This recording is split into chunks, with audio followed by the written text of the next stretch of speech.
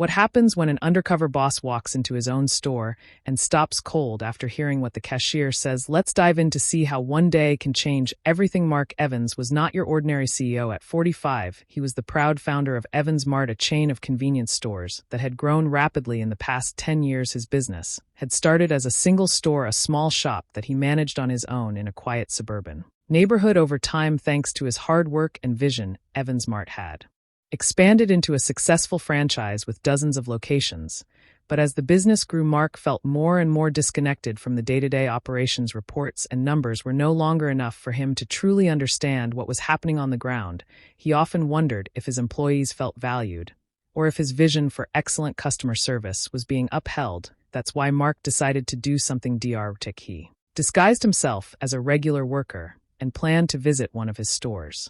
Unannounced, he chose the third store he had opened, located in a busy urban area. It was one of his top-performing locations, and he wanted to see for himself what was happening there. Mark wore old jeans, a hoodie, and a baseball cap to conceal his identity. His hair was slightly messy, and he grew out a scruffy beard to complete the look. He wanted to blend in and avoid being recognized. When he entered the store early in the morning, it was already bustling with activity. Customers were browsing the shelves, employees were stocking products, and a faint hum of chatter filled the air. Mark scanned the room, taking in the atmosphere. He introduced himself to the store manager, Joe, as Mike, a temporary worker assigned by headquarters to help with stocking and organizing. Joe, a middle-aged man with a kind face, welcomed him warm and quickly put him to work stacking shelves near the front of the store. Mark's plan was simple: observe, interact, and listen. While working, Mark noticed the cashier, a young man named Ryan, who looked to be in his early 20s. Ryan was cheerful and greeted every customer with a smile.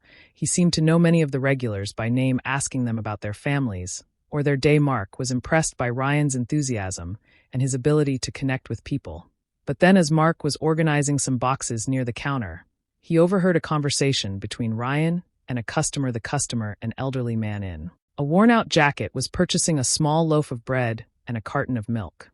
Ryan looked at the man and said, "Mr. Thompson, don't worry about the total today. It's on me." The old man hesitated. "Ryan, I can't keep letting you do this. You'll get in trouble." Ryan smiled and whispered, "It's fine. I've got this." The man thanked him quietly and left. Mark couldn't believe what he had just witnessed. Why would a cashier pay out of his pocket for a customer?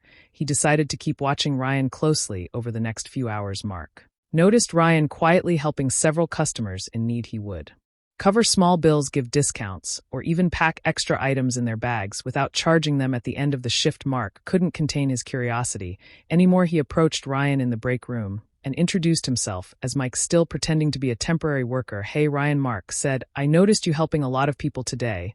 Why do you do it?" Ryan looked surprised, but answered honestly, "Mike, some of the people who come here are really struggling. Mr. Thompson, the man you saw earlier, lost his wife recently and is barely making ends meet.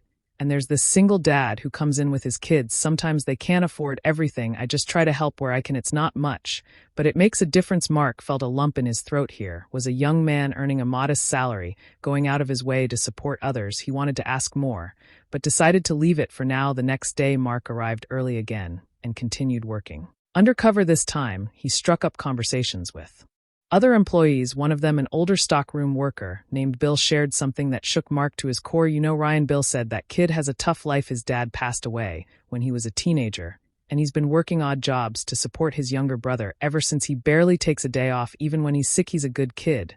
But I worry about him. He's always giving to others, but I don't think anyone's looking out for him." Mark was stunned. Ryan, who seemed so full of life and energy, was carrying such a heavy burden. On the third day, Mark decided it was time to reveal his identity. After the store closed, he gathered the entire team for a meeting. Standing in front of them, he removed his cap and hoodie. "Hi, everyone," he began. "I'm Mark Evans, the CEO of Evans Mart." The room went silent. Ryan looked especially shocked. "I've been working here undercover for the past few days," Mark continued. "I wanted to see firsthand what's happening in my stores, and I have to say this has been an eye-opening experience." He turned to Ryan. "Ryan, your kindness and generosity have inspired me. You go above and beyond for our customers, even when you don't have to. I've seen how much you care, and I want you to know it hasn't gone unnoticed." Mark then announced that Ryan would be promoted to a management position with a significant raise. Additionally, Mark offered to pay for Ryan's brother's education and set up a fund to support employees in need across all Evans Mart locations. Ryan was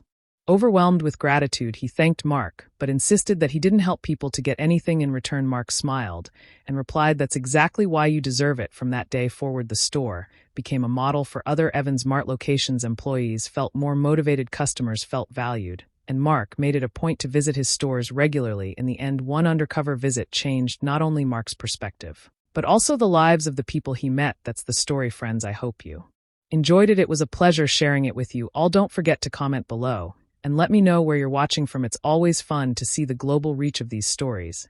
And if you haven't already, please hit that subscribe button for more amazing stories, tips, and tricks. Thank you for watching, and I'll see you in the next one. Bye. If you'd like to show some extra love, tap the 3 dots near the share button and send a super thanks.